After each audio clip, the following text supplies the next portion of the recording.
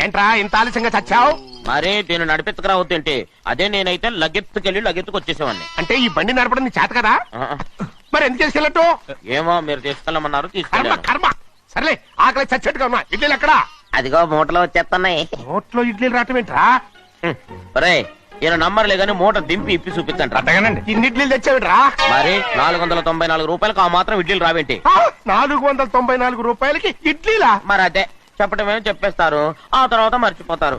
Money Nagamani నాగమ్మండి. ఏంటండి? ఏంటంట?